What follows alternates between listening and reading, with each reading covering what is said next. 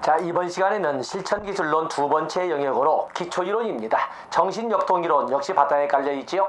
프로이드의 정신역동이론이라고 하는 프로이드의 정신분석이라고 하는 것은 1920년대를 전후해서 디츠몬드가 사회복지 실천의 이론 정립을 시작하면서 실천기초로 진입된 것이 프로이드의 이론이 되겠습니다. 그러면서 많은 신프로이드 학파의 이론들이 우리 사회복지 실천 이론의 기초를 이루고 있는데 그에 대한 개요 보도록 하겠습니다. 물론 우리가 이것은 인간 행동과 사회 환경을 통해서 진지하게 살펴봤습니다. 그렇기 때문에 굉장히 짧은 시간에 가볍게 거의 반서 없이 진행을 할 겁니다. 우리가 정신역동이론 그러면 역시 프로이드를 시작점으로 해서 에릭슨, 아들러, 융으로 연결되는 이론들이죠. 다 아는 내용 다시 한번 인행사를 복습하는 시간으로 갖겠습니다. 정신역동이론에서 프로이드는 인간의 그 존재성을 수동적 인간관으로 수동적 존재로 봅니다. 왜냐하면 인간의 모든 행동이라고 하는 것은 인간의 모든 행동, 생각 모든 것 등이 바로 마음에서 일어난다. 인간의 소위 정신구조라고 하는 것은 의식, 전의식, 무의식으로 이루어져 있는데 그 중에 주된 영역은 무의식이기 때문에 무의식 결정론, 또 무의식 세계는 주로 과거의 경험에 의해서 이루어졌기 때문에 과거 결정론이라는 입장에서 인간은 수동적 존재라고 이렇게 이끌어가는 것이 정신분석의 출발이 되겠습니다. 그러면서 이 프로이드는 이 인간의 본능의 영역을 이 삶의 본능인 에로스와 죽음의 본능인 타나토스로 나누되 어떻게 하면 삶의 본능을 극대화하고 어떻게 하면 죽음의 본능을 극소화시킬 것이냐 라는 것에 대한 하나의 화두를 실천에 남겨놓은 것이 프로이드의 이론입니다. 바로 이 삶의 본능인 에로스의 그 중에 핵심적 영역을 리비도로 하였고 리비도를 성적 활력소로서 좁은 의미로 축소를 했습니다만 우리는 융의 이론과 비교를 통해서 리비도를 재확인해보고 있는 것입니다. 또 그런가 하면 이 프로이드는 이 인간의 성격 구조를 이드, 에고, 슈퍼에고로 나누어서 설명을 하되 이드 원초화라고 하는 것은 쾌락의 원리의 지배를 받는 쾌락입니다. 쾌락의 원리에 지배하는 본능과 충동의 세계라고 설명을 했고 그리고 에고, 자아라고 하는 것은 현실의 원리에 지배를 받는 이성과 분별의 세계로서 성격의 집행자, 성격의 경영자, 조정자의 개념으로 이렇게 해석을 합니다. 그에 비해서 슈퍼에고라고 하는 것은 남근기의 이드로부터 분화가 되는 걸로써 이것은 도덕의 원리에 지배를 받는 양심과 자아 이상의 세계로 특히 부모의 양육 태도에 의해서 발달하는 도덕의 구조로 설명하는 것이 프로이드의 소위 초자아에 대한 관점이 되겠습니다. 그러면서 프로이드는 이 발달 단계를 리비도의 위치 변화를 가지고 5개 단계로 설명을 하는데 소위 구순기로부터 학문기, 남근기에 걸치는 그 어린 시절에 성격의 기초는 대부분 완성된다고 봅니다. 그러면서 세 번째 단계인 남근기를 성격 발달의 결정적 시기라고 설명을 했습니다. 그리고 리비도의 활동이 잠시 쉬어가는 잠복기, 생식기로 나눴던 그 과정을 우리가 인행사에서 봤습니다. 바로 그 내용을 다시 한번 교재로 복습을 하겠습니다. 자, 여러분들 185쪽에 보시면 1번의 내적 세계를 연구 그리고 정신세계를 의식, 전의식, 무의식으로 나누고 성격을 원초와 자아, 초자아로 나눴다 해서 정신의 구조를 2번에 보면은 의식, 전의식, 무의식으로 설명을 했고 전의식 보면은 주의를 집중하고 노력하면 의식화 될 수 있는 제가 인행사를 할 적에는 약간의 자극으로 가시화시킬 수 있는 또는 약간의 자극만으로도 의식화시킬 수 있는 정신구조로 이용 가능한 기억의 영역이라고 하는 것이 전의식이라고 했습니다. 그리고 무의식이라고 하는 것은 완전히 의식 밖에서 존재하는 미지의 세계로서 이 무의식이라고 하는 거기 보면은 원초화와 초자아로 구성되어 있다. 원초와 초자. 바로 이것을 의식 세계가 끄집어내서 현실화시킬 수 있다는 점에서 자아를 바로 이 성격의 집행자 또는 경영자, 조정자라고 설명하고 있는 것입니다. 그러면서 거기 보시면 성격의 구조를 원초와 자아, 초자아로 나누고 있다. 다 했죠? 원초화라고 하는 것은 성격의 가장 원초적인 부분으로 186페이지 본능적 욕구를 관장한다. 쾌락의 원리의 지배를 받는 성욕과 공경욕을 말한다. 리비도라는 에너지를 방출한다. 다 아는 내용을 반복을 하고 있습니다. 또 자아라고 하는 것은 2번에 있는 것처럼 현실의 원리에 지배를 받는 이성과 분별의 세계고 초자아라고 하는 것은 개인을 양육하는 부모나 주변 사람으로부터 개인에게 투사되는 도덕 윤리적 가치가 개인에게 물론 그 주로 부모로부터 추사되는 것이 주가 되겠습니다만 그것이 개인에게 내면화된 표상이다라고 설명을 하고 양심과 자아 이상의 세계라고 정리를 했습니다. 자, 확인했지요? 다음에 심리 성적, 사이코섹슈얼 이론에서 성격 발달 이론을 심리 성적 이론이라고 설명을 하는데 거기에는 구강기, 학문기, 남근기, 잠복기 그리고 생식기로 이렇게 설정을 했습니다. 그래서 구강기에 보면은 특히 뭐 고착 상태나 구강 의존적 성격, 구강 공격적 성격으로 이렇게 나누는데 구강 의존적 성격은 187페이지 순종적이면서 애정 요구에 기다리는 성향이 발달하게 된다. 그래서 구강 공격적 성향은 상당히 논쟁적이면서 애정 요구에 있어서도 상당히 적극적인 이런 성격을 보여준다라고 구순기를 둘로 나누어 설명을 했고, 그다음에 두 번째 단계인 학문기와 같은 경우는 대소변 가리기 훈련을 가지고 성격이 발달한다고 되어 있는데 이 시기에 발달하는 이런 성격으로서 보면은 학문기의 고착 현상은 보유의 쾌감과 수전노와 같은 인색감 또 이런 것이 발달을 하고 또 그런가 하면 긍정적으로는 생산성과 창의성이 발달한다. 5번에 적혀 있죠. 이렇게 설명을 했습니다. 그에 비해서 리비도 활동이 잠시 쉬어가는 남근기는 특히 콤플렉스가 등장하는 시기로서 콤플렉스 그걸 이겨가는 과정에서 동일시, 거세불안, 남근선망 바로 이런 그 특징이 발달을 하는 그 시기를 바로 초등학교 단계라고 설명할 수 있는 남근기로 설명을 했고, 다음에 잠복기, 이 잠복기라고 하는가 전 남근기라고 해서 유치원 단계를 이렇게 설명을 했고, 잠복기는 리비도 활동이 잠시 침체되어가는 그래서 잠복기라고 하는 걸로써 이 시기에는 주로 사회성이나 인지적 발달이 갑작스레 일어나면서 또 사회성이 발달하는 과정에서 동성끼리 어울리는 이런 시기적 특성을 보여주는 것을 잠복기, 잠재기라고 합니다. 그래서 거기 187페이지 제일 밑에 보면은 아동의 성적 욕구는 철저히 억압되어 유형상 평온한 시기가 되기 때문에 잠복기라고 불렀다. 그리고 페이지 넘어가면 지적 발달이 활발해진다라는 말들을 썼습니다. 그리고 나서 생식기 설명하고 있죠. 생식기. 그래서 생식기 설명을 했는데 성적 에너지가 이 시기에는 무의식에서 성적 에너지가 의식 세계로 돌출된 시기다. 이렇게 표현하기도 합니다. 그래서 생식기 보통 우리는 사춘기를 가지고 설명을 하고 청소년기의 시기를 생식기라고 프로이드 단계를 같이 바꿔서 부를 수가 있습니다. 다음에 정신역동이론의 개입 기술이 1, 2, 3, 4, 5로 돼야 되는데 기억 번호도 있군요. 번호만 바꿔주시면 됩니다. 거기 단어만 가지고 여러분 접근하시되 전이, 역전이, 또 자유연상, 꿈의 해석, 훈습 전부 이거 뭐 특히 전이와 역전이 전이는 클라이언트가 과거에 가졌던 어떤 중요한 대상에 대한 감정을 현재 눈앞에 있는 워커에게 사회복지사에게 쏘아붙는 것을 전이라고 합니다. 클라이언트 무의식 세계에 있는 그 뭔가의 원인이 의식 세계로 맞아보면 표출된 것이다 라고 하는 것을 전이라고 합니다.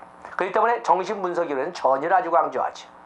그런데 이제는 거꾸로 역전이도 있습니다. 역전이는 클라이언트가 아니라 사회복지사가 워커가 과거에 가지고 있던 중요한 대상에 대한 감정을 눈앞에 있는 클라이언트에게 쏘아붙는 것을 우리가 역전이라고 합니다. 바로 이게 전이와 역전의 개념 봐주시고, 다음에 훈습이라고 하는 것은 반복입니다. 반복. 거기 보면 클라이언트의 전이 저항에 대하여 기대하는 수준의 통찰과 이해가 성취될 때까지 사회복지사가 반복적으로 직면을 시키거나 반복적으로 설명하는 것을 워크스루라고 하는 훈습이라고 설명을 합니다. 그래서 이 반복이란 단어를 가지고 훈습을 접근해 주시면 됩니다. 그래서 개념 봐주시고, 자, 이것이 바로 우리가 기본적인 프로이드의 심리 성적 이론, 정신 분석 이론이 되겠습니다. 그러면 에릭슨은 우리가 인행사에서 그림을 그려본 것처럼 에릭슨은 프로이드와는 달리해서 쭉 설명을 했죠. 에릭슨의 기초에서 에릭슨은 거기 189페이지 나와 있는 것처럼 에릭슨은 1번에 2번입니다. 에릭슨은 프로이드의 각 단계에서 아동이 수행해야 하는 과업에 대하여 새로운 이론을 수립했는데 프로이드 5단계에 3단계를 더해서 일생에 걸친 8단계를 제시했다라고 이렇게 설명할 수 있는 것이 3번에 나와 있습니다. 그 에릭슨의 저서 아동기와 사이, 젊은 청년 루터 또는 간디와 진리 등등을 다소 정신분석적 통찰을 역사적 자료와 연결시켜서 분석했다고 하는 사람을, 정신분석적 통찰을 역사적 자료와 연결시켜서 분석한 사람은 에릭슨이 되겠습니다. 자, 에릭슨은 여러분들 아시는 것처럼 첫 번째 점성의 원리, 다시 말해서 점성의 원리라고 하는 것은 이 인간의 발달이라고 하는 것은 미리 짜여진 계획안, DNA 유전자적 지도에 의해서 진행된다고 주장하는 것이 유전자적 지도에 의해서 그냥 문득 발달해 가는 것이 아니라 유전자적 지도에 또 짜여진 DNA적 또는 유전자적 그 계획표에 의해서 전 단계를 기초로 해서 한 단계 이렇게 발달해 간다라고 하는 것을 점성의 원리라고 설명을 했습니다. 1, 2번을 붙여놨더니 띄어놨군요. 또 그런가 하면은 에릭슨은 프로이드의 이론을 기초로 설명하되 사회 문화적 요인을 강조했다는 점에서 개방체계 이론이라고도 설명한다라는 말을 3번에서 이렇게 적었습니다.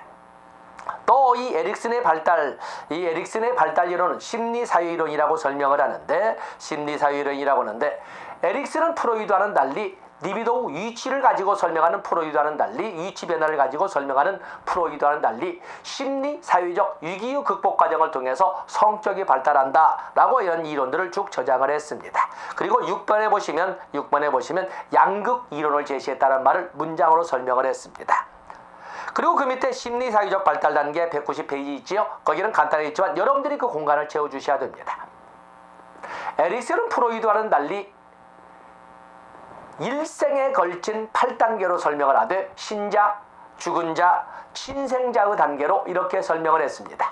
그 단계를 여러분들은 프로이드의 발달 단계, 구순기, 학문기, 남근기, 잠복기 그리고 생식기의 단계로 같이 연결해서 지금 노트 정리해 주시고 그리고 피아제의 인지발달 단계의 4단계를 거기 첫 번째 단계 신뢰감대 불신감의 단계는 감각 동작기 다음에 두 번째 세 번째 단계인 자율성 대 수치감 다음에 주도성 대 죄책감 2단계 어린이집 유치원 단계를 합쳐서 전조작기로 구분하시고 다음에 네 번째 단계 근면성 대 열등감의 단계는 구체적 조작기 다음에 자아정체감 대 역할업미의 단계는 형식적 조작기로 해서 이렇게 연결시킴으로써 발달 단계를 설명하되 그 각각의 단계를 우리가 생애주기로 발달 이론으로 본다면 어떻게 설명했습니까? 영아기, 유아기 즉 걸음마기 다음에 학령전기, 학령기 그리고 청소년기로 이렇게 발달 단계를 정리할 수 있다고 해서 미리 인행사에서 노트 정리한 거 그대로 가져다 쓰시면 되겠습니다. 자 그렇게 해서 정신역동 이론의 기초 에릭슨의 기초를 봤습니다. 다음에 191페이지에 보시면 아들러의 정신분석 이론이 있는데 아들러의 이론은 간단히 우리가 쭉 해서 그냥 뭐 큰 목차 없이 작은 목차로 설명할 수 있지요. 191페이지에 오면 아들러는 거기 오면은 프로이드의 핵심 이론인 정신결정론 또는 리비도나 성적 욕구에 의한 지배를 부정하거나 수정했다. 인간은 정신결정론, 과거결정론, 무의식결정론 이라는 것을 부정하는 것은 아니지만 2번에 있는 것처럼 인간은 그렇게 끌려만 다니는 존재는 아니고 선천적 욕구에 의해서 끌려만 다니는 것은 아니고 자신의 운명을 개척해 나가는 상당한 자율성과 책임을 가진 존재라고 했다는 점을 강조하고 있습니다. 그렇기 때문에 아들러에서는 창조적인 힘을 강조하죠. 바로 창조적인 힘이 내면화된 그런 모습을 창조적 자아라고 그랬습니다. 인행사에서 우리가 적었던 내용 바로 2번 거기다가 같이 봐주시면 됩니다. 그래서 1번 아들러는 프로이드가 지나치게 성적 본능을 강조한 데 비해서 인간의 성적을 결정하는 요인으로 끌려만 다니는 존재가 아니라 인간은 스스로 만들어가는 존재도 하는데 거기 보시면 사회적 가족적 요인의 영향도 크고 과거의 선천적인 영향에 의해서만 만들어지는 것이 아니라 사회적 가족적 요인도 상당히 중요하고 또한 인간을 통일되고 자아가 일치는 총체적 개념, 전체적인 존재로 인식한다는 것도 줄을 쳐놓으셔야 됩니다. 거기 보시면 인간은 어떻게 봐야 된다? 앞에 위에 나온 것처럼 인간을 전체적 관점에서 봐야 된다. 인간을 정체적 관점에서 봐야 된다. 인간은 창조적 힘을 가지고 있기 때문에 과거 결정론, 무의식 결정론은 끌려다니는 존재가 아니라 자신의 삶을 스스로 결정할 수 있다라고 봅니다. 또 그런가 하면은 거기 인간은 역동적으로 자기 완성을 추구하며 자신의 중요한 목표를 향해 전진해 간다라고 설명을 합니다. 자 이런 내용들을 인행사에서 배웠던 내용과 연결시켜서 문제를 풀어가시면 됩니다. 그래서 인행사에서 배운 내용을 실천기술론에서 사용하고 있습니다. 다음에 아들러는 인간 본성에 대한 기본 가정으로 3가지를 제시를 하고 있는데 자유로운 인간의 본성은 객관적 요인에 의해서 결정되는 것이라는 입장을 거부하고 그렇다고 해서 프로이드가 말한 것처럼 무조건 프로이드가 말한 것처럼 과거 결정론, 정신 결정론, 무의식 결정론을 무조건 따라가는 것도 아닙니다. 프로이드와는 달리 인간이 지닌 창조적인 힘을 강조했다.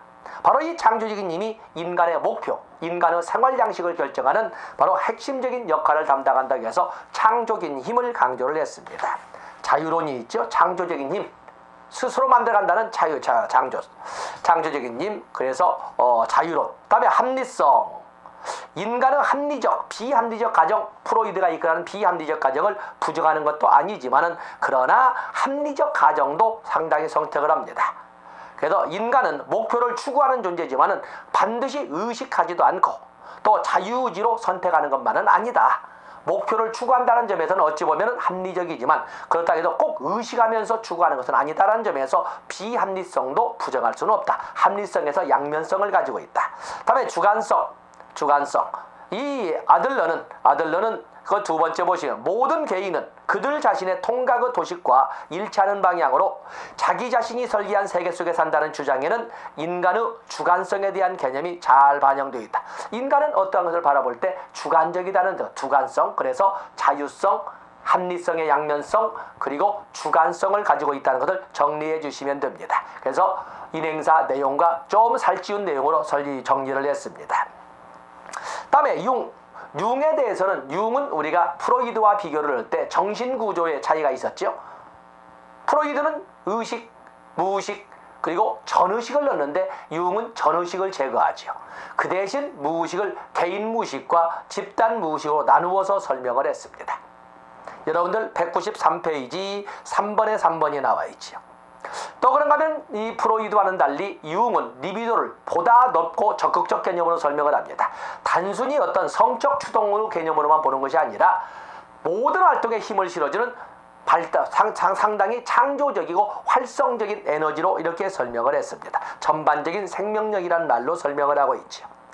또 그런가 하면 5번에 아니마 아니무스. 모든 인간의 애는 어느 한 성만 존재하는 것이 아니라 무의식 세계는 또 다른 성도 잠재되어 있다. 남성의 무의식 속에 존재하고 있는 여성성 아니마, 여성의 무의식 속에 존재하고 있는 남성성 아니무스를 주장하면서 양성선을 주장을 했고, 또 그러면 그림자 섀도우도 주장했고, 7번의 페르소나 194페이지에 나와 있습니다. 페르소는 공식적 생활, 사회생활하면서 밖으로 보여주는 나를 페르소나라고 그랬습니다. 자, 이런 단어들을 인행사를 떠올리면서 접근해 주시면 되는데 바로 이런 것이 사회복지 실천과 사회복지 실천 기술을 표현하는 데 있어서 하나의 이론적 저변을 이루고 있다라고 설명할 수가 있습니다. 자, 이런 이론들이 바로 정신역동적 이론들이 들어오면서 사회복지 실천의 이론적 발달이 가속화되는데 그때 처음 만들어진 것이 1920년대에 만들어진 바로 진단주의였습니다. 바로 진단주의에 리치몬드 영향이 반영되어서 거기에 환경의 역할도 구명해야 된다 하는 것이 바로 심리사회 모델이 되겠습니다. 그래서 심리사회 모델이 또 하나 중요한 영역으로 이렇게 존재를 하고 있습니다. 자, 여러분들 196페이지 보면 심리사회 모델이 나와 있죠. 이렇게 정리하고 또 교재를 넘겨보도록 하겠습니다.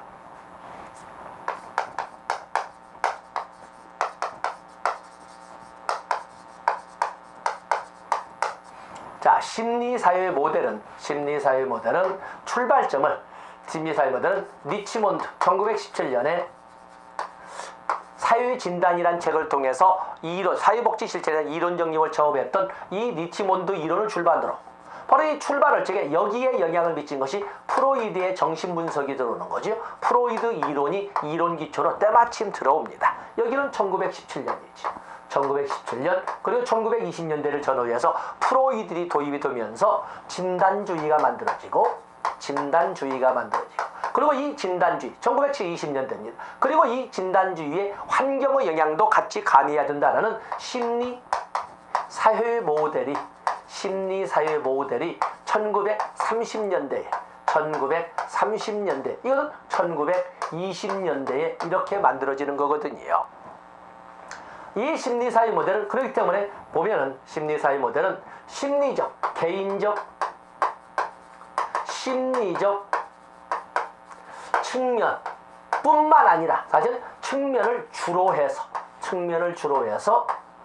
사회적 환경적 측면도, 사회적 환경적 측면도 같이 고려해야 된다라고 하는 것이 바로 심리사회 모델입니다.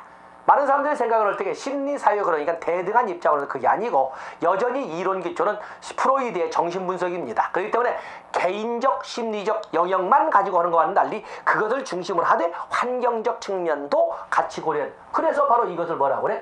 인간은 개인적 측면일 뿐만 아니라 환경 속의 인간. PIE를 강조하는 것. Person in Environment. 상황 속의 인간. 상황 속 인간이란 말을 이렇게 쓰고 있는 것입니다. 이론을 재체계한 것이 1930년대 해밀턴에 의해서 체계화되고 1960년대 홀리스에 의해서 정립되는 홀리스. 그렇기 때문에 심리사이론 그러면 지금도 다 존재를 하고 있습니다만 이론의 흐름은 리치몬드 그리고 프로이드가 가미되고 그로 인해서 해밀턴이 이론으로 정립하고 그리고 1960년대 홀리스에 의해서 체계화됐다는 이런 발달 과정을 설명하고 있는 것입니다. 자, 여기에다가 우리가 몇 가지 정리를 해보죠. 여러분 196페이지 보세요. 96페이지 보면은 1번 전통적으로 사회복지 실천의 내용은 개인 내적 요소와 사회적 요소를 모두 중시하는 심리사회적인 것이었는데 바로 이런 전통적인 것을 강조하고 정립한 것이 심리사회 모델이다. 이론 정립은 2번 1930년대 고든 해밀턴에 의해서 만들어지고 60년대 홀리스에 의해서 구체화되었다. 3번에 진단주의를 이어받아서 정신분석을 두째 줄 끝에 진단주의를 이어받고 두째 줄 끝에 정신분석 이론을 적용함으로써 진단의 중요성을 강조했다. 이런 특징을 설명을 하고 있습니다. 다음에 심리사회 모델의 개념 나와 있죠. 1번의 두째 줄 상황 속의 인간. 환경 속의 인간 또는 상황 속의 인간 설명했고 2번도 역시 똑같이 설명을 했습니다. 3번에 조심하십시오 라고 하는 이론이 많은 사람들이 개인적 심리적 측면과 사회적 환경적 측면을 대등하게 착각하는데 아닙니다.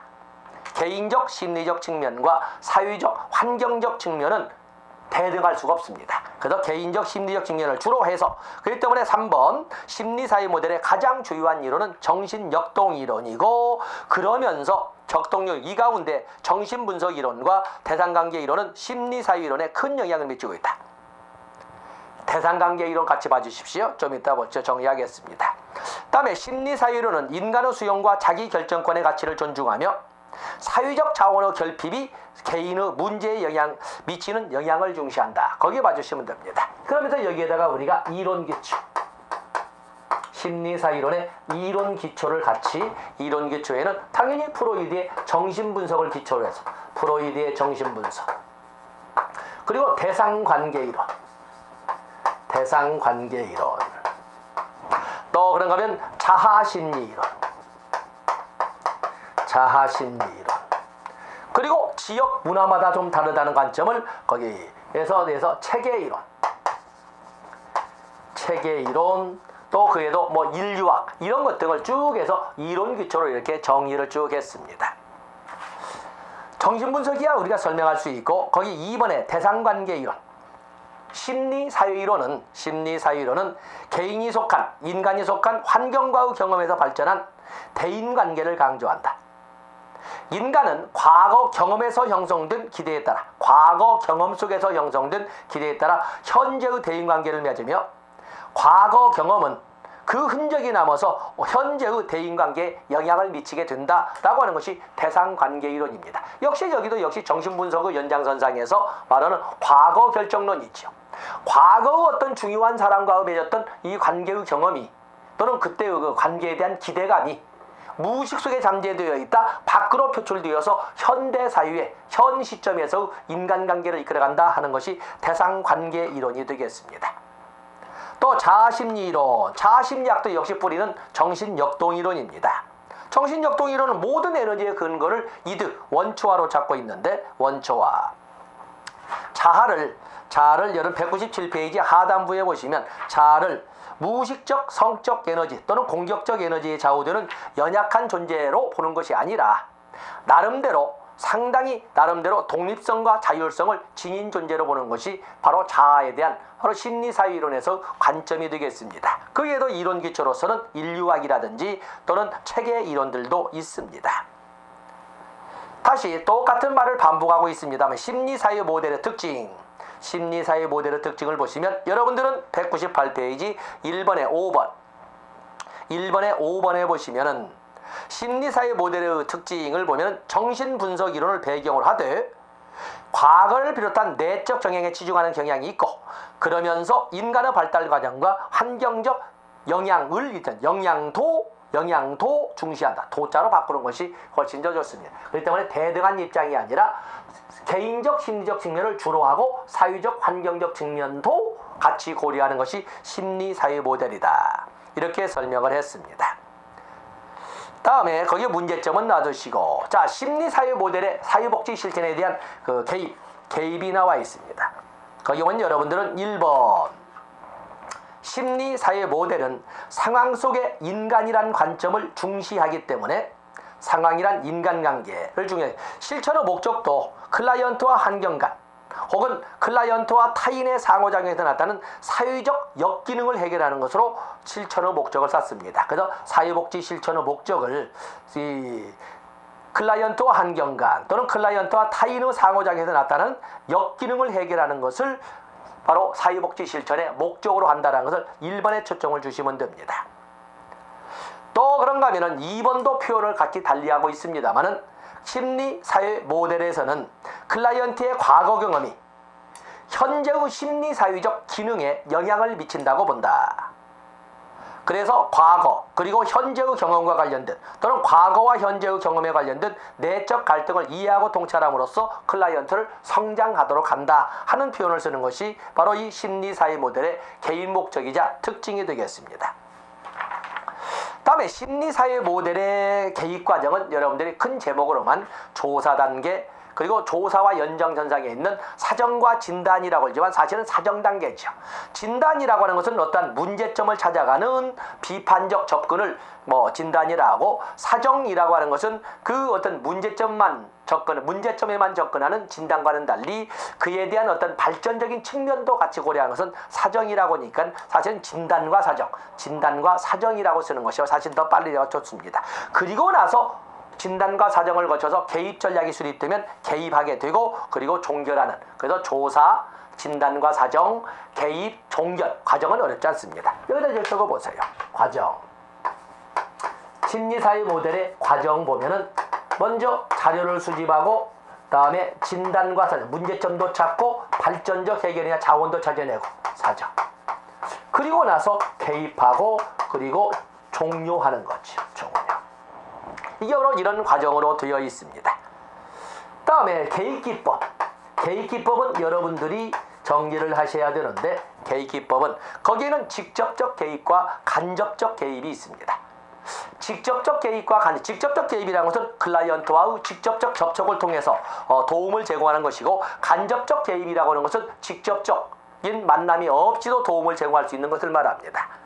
자, 직접적 개입은 지지하기 기법도 있고 지시하기 기법도 있습니다. 지지하기 기법 보면은 그 재보증, 또 격려, 경청, 선물 주기, 비언어적 지시, 또는 죄의식이나 불안에 대한 이해를 표현하고 안심시키기, 이런 것은 지지하기 기법이고, 또 지시하기 기법, 직접적으로 영향력을 행사하는 기법으로 지시하기 기법이 나와 있는데, 지시하기 기법 지시하기 기법에 보면 두 번째 있는 것처럼 찬성하기, 설득하기, 또는 암시하기, 이런 것들도 모두 지시하기 기법입니다. 그 외에도 단어로만, 내용 관련 없이 단어로만 탐색, 기술, 환기 기법, 인간과 상황에 대한 고찰 기법, 유형과 역동에 대한 고찰 기법, 또는 발달적 고찰 기법, 또는 환기법이나 정화법.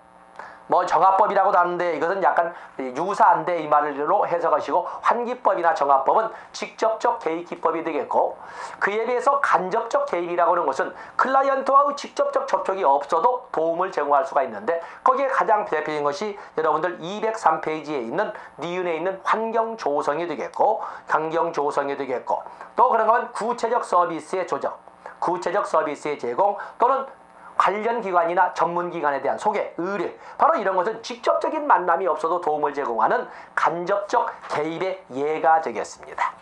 자, 이렇게 해서 우리는 사회복지 실천에서 먼저 1930년대 해밀턴에 의해서 시작이 되고, 해밀턴에 의해서 체계 개념이 정립되고, 그리고 60년대 홀리스에 의해서 체계화 구체화된 심리 사회 모델, 환경 속의 인간이란 개념을 거론했던 이론을 살펴봤습니다. 이 시간 여기까지 하고 다음 시간에 인지 행동 이론부터 진행을 하겠습니다. 고맙습니다.